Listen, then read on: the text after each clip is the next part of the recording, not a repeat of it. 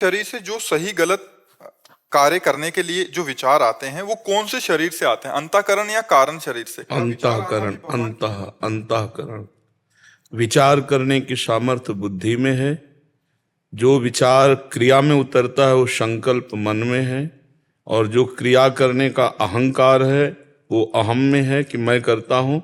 और जो उस क्रिया का चिंतन होता है वो चित्त में। चारों एक साथ कार्यरत रहते हैं, मन, बुद्धि, चित्त, अहंकार। ये अंतःकरण चतुष्टय चार कहा गया है पर एक ही है। निश्चय करने के कारण विचार का बुद्धि, क्रिया में उतारने का संकल्प, क्रिया का चिंतन चित्त, और क्रिया स्वीकृति अहंकार। ये चारों बातें अंतःकरण में होती हैं। और अंतःकरण में जिसके नाम चलता होता है उसका विचार शुद्ध होता है।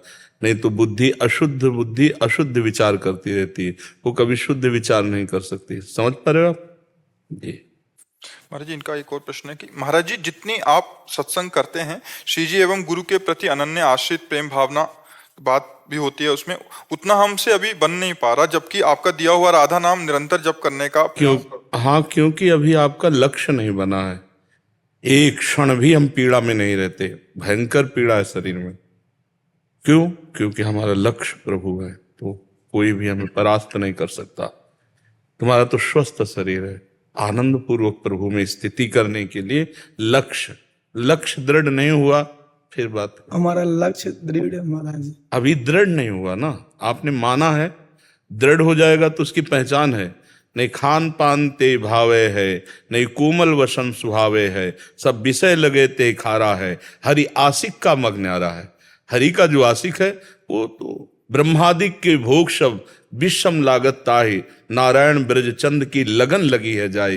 जिसको ब्रजचंद श्री हरि की लगन लग गई उसको ब्रह्मादिक के भोग विष के समान लगते हैं। यहाँ तो सांसारिक भोगों में गिर जाओगे बच्चा, गिरे हुए हो।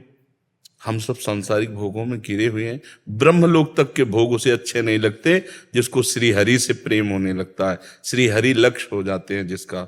और ये पांच बातें उसके जीवन में नहीं होती जिसको लक्ष्य भगवान बन जाते हैं।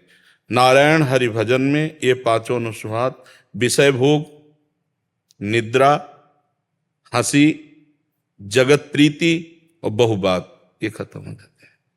भगवान से प्रेम करना बहुत दुर्लभ है, क्योंकि पहले तो हमारा ये काम होना कि इस देह से और देह के संबंधियों से सबकी ममता ताग बटोरी और मम पद मनहि बांध पर डोरी।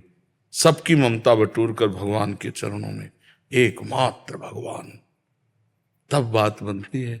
अभी तो हम जैसे हाथ पे हाथ रखे बैठे हैं और चाह कर रहे हैं कि खेती हमारी बहुत अच्छी उदय और उसमें हम बहुत अन्न प्राप्त करें, तो फिर हमको हाथ से हाथ हटाकर मेहनत करनी होगी।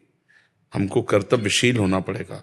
ऐसे ही अपनी इंद्रियों को विषयों से हटाकर, मन को भोगों से हटाकर प्रभु में लगाना होगा और लक्ष्य दृढ़ रखना है।